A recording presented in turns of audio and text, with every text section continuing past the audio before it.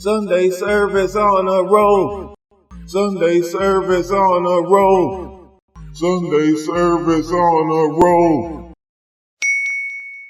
The experience of it, how you think about something is going to equate to how you feel, and vice versa. How you feel about something is going to equate to how you think about it, you know? So by me consciously being aware of that energy, so the moment I start feeling, you know, different lightness, I quickly magnetize myself and I quickly oscillate the energy so that way my energy is abundant and overriding all other energy sources.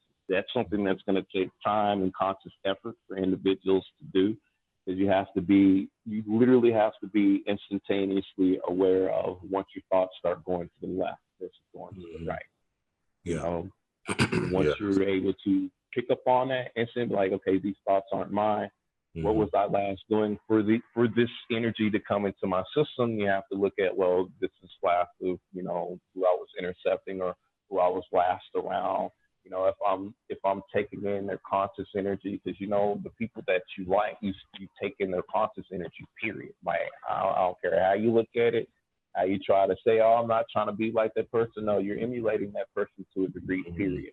Whether they're giving you that mental stimulation, you're going to look more for that mental stimulation, or even if it's the physical stimulation that's equating to the mental stimulation, you're going to seek that more, and eventually you're going to emulate that person to a degree.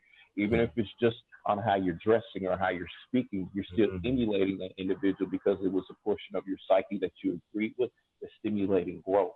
If it's not stimulating any type of growth, you're going to just discount that individual. You're not even going to have anything to deal with them if they're not stimulating some sort of growth, or if they're not at match vibrational frequency with you.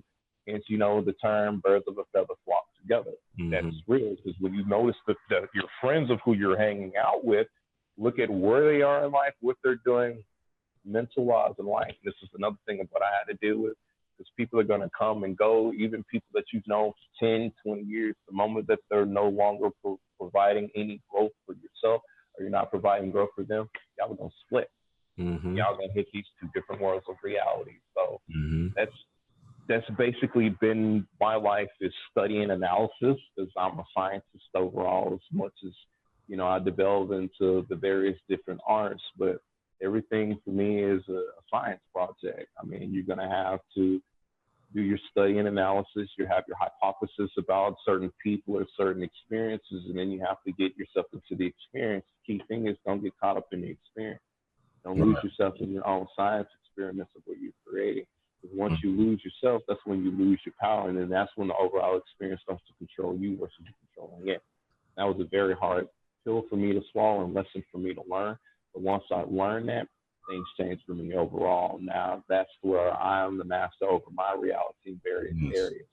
I'm still growing in certain areas. I want that to be known flat out. I'm not saying that I'm perfect.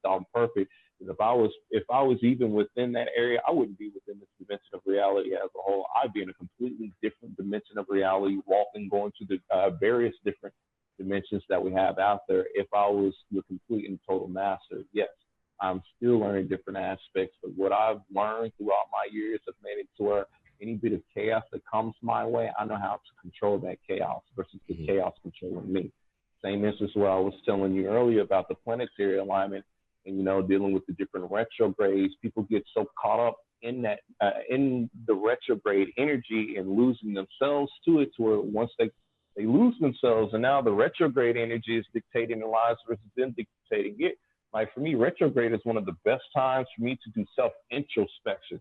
Me to look at where I was, where I'm at now, what needs to be destroyed within my life so that way I'm able to better myself. Notice there are people that profit when it comes to retrograde, whereas there's people that don't profit when it comes to it.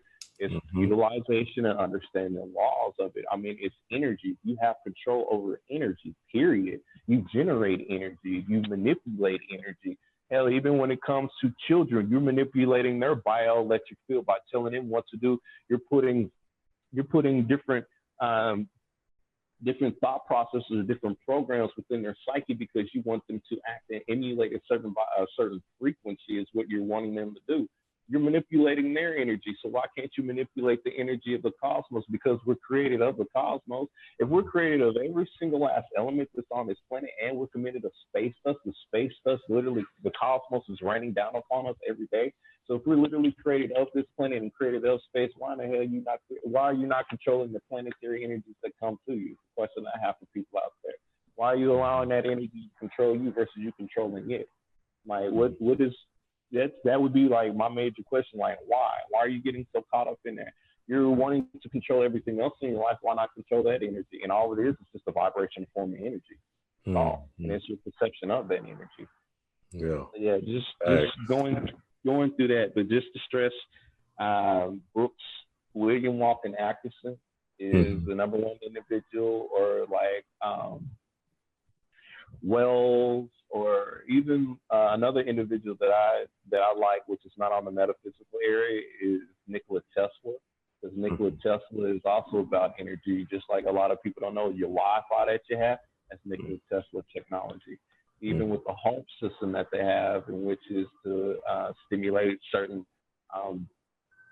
atoms within our atmosphere in order to cause different weather conditions and stuff. That's Nikola Tesla technology by heart.